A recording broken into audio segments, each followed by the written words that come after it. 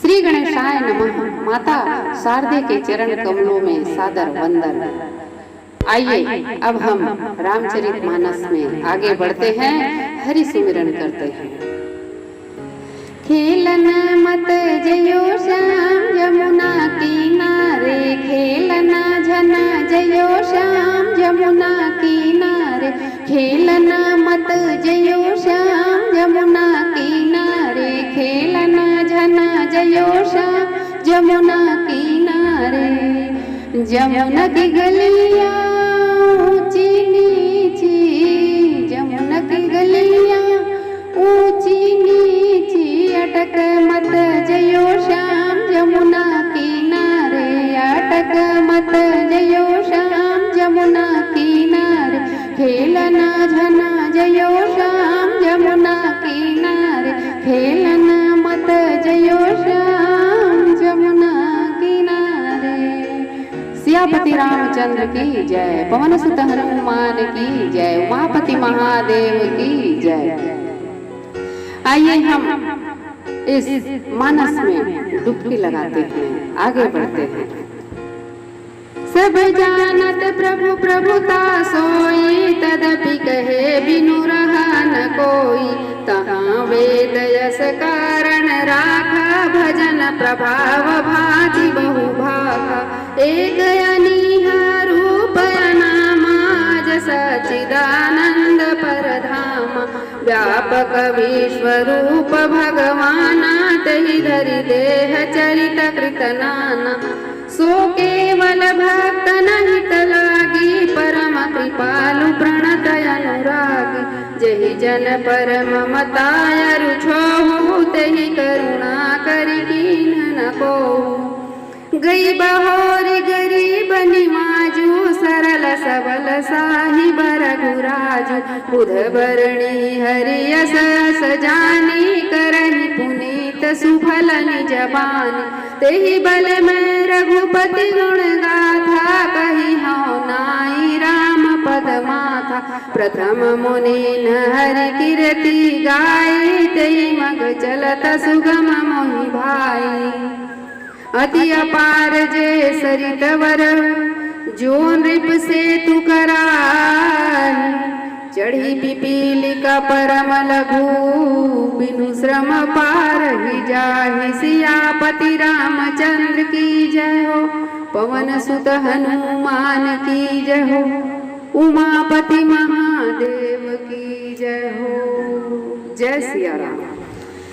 मानसकार बड़े सुंदर ढंग से विनम्र भाव से सबसे निवेदन कर रहे हैं, आग्रह कर रहे हैं, सबकी विनती कर रहे हैं कि वे सब उत्तम प्रकार से, भली प्रकार से मुझे मानस लिखने में सहयोग प्रदान करें।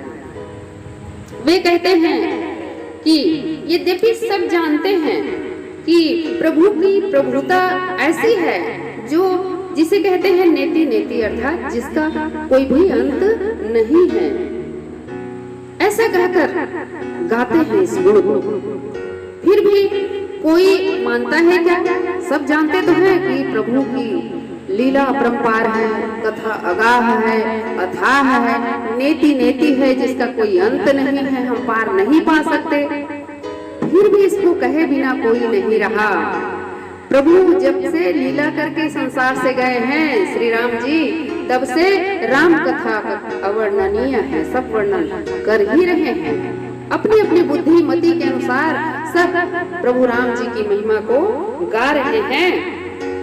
तो वहाँ ऐसा कारण है कि वेद में भजन का बहुत प्रकार से प्रभाव बताया गया है। कहा गया है कि वेद कहता है गाओ, भजन करो भगवान की, जैसे आपकी मति, जैसे आपकी बुद्धि, उसी हिसाब से करो। तो मैं भी उसी मति, अपनी बुद्धि के अनुरूप ही इस भजन को गाऊंगा, इस प्रभु के गुण को गाऊंगा जो अद्वितीय है, जिसके समान कोई दूसरा नहीं है। इच्छा रहित है भगवान, इच्छा रहित है, कोई इच्छा नहीं है भगवान की। जो निराकार है, जिसका कोई आकार प्रकार भी नहीं है, जो नामहीन है, नाम होते हुए भी नामहीन है, वे नाम नहीं है उनका, वे अजन्मे हैं, जिनका जन्म नहीं होता, जिनका मरण नहीं होता, वे भगवान हैं। जो सत चित, जो सत्य है और चित्त को आनंद देने वाले सच्चिदानंद हैं, और सबसे परे जिनका स्थान है वे भगवान हैं। तथा जो सब में व्यापक रूप से विश्व रूप है, सब में कण कण में व्याप्त हैं भगवान, और वही अवतार लेते हैं और लीला करते हैं, चरित्र करते हैं। किस लिए करते हैं?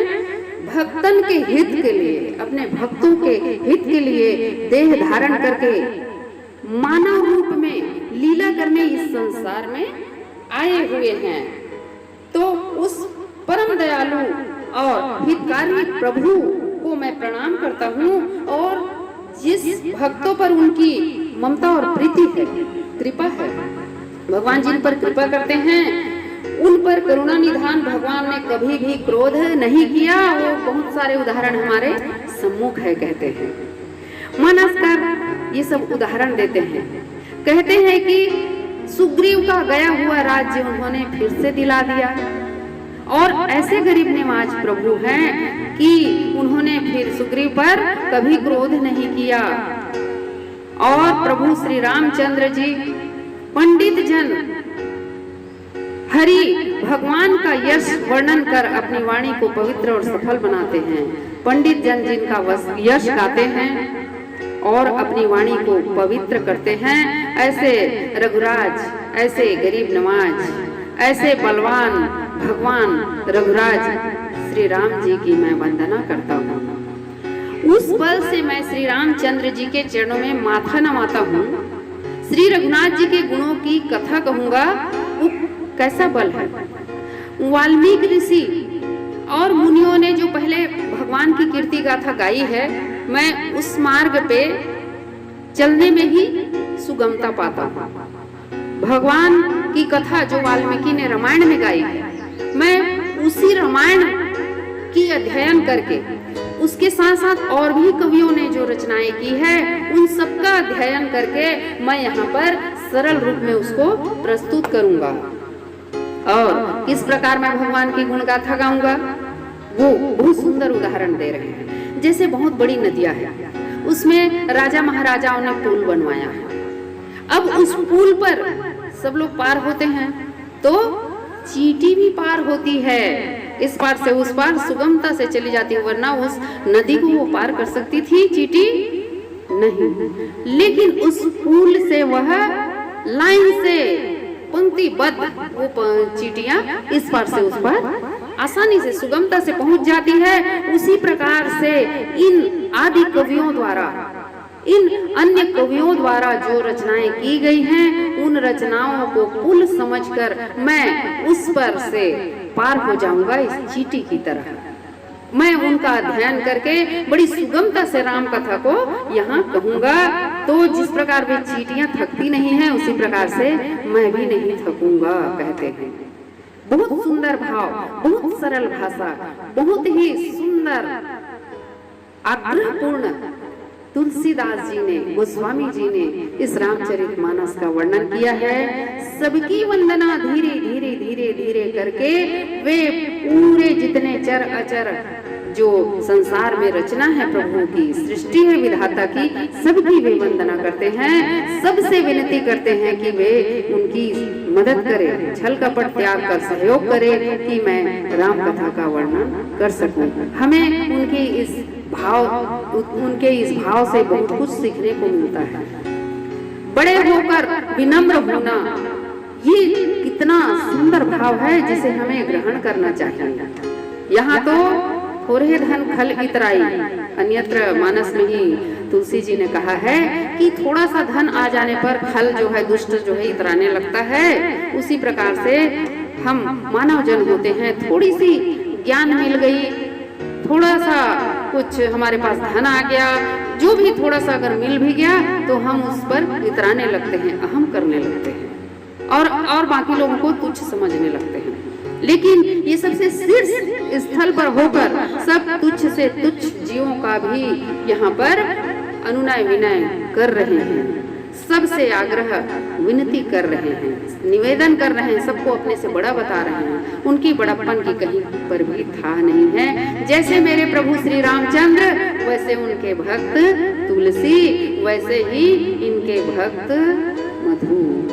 सियापति रामचंद्र की जय। आप सब सज्जनों से मैं भी विनती करूंगी कि आप मेरी इस कथा को सुनते रहिए और मुझे अनुग्रहित करते रहिए। जय सिया राम।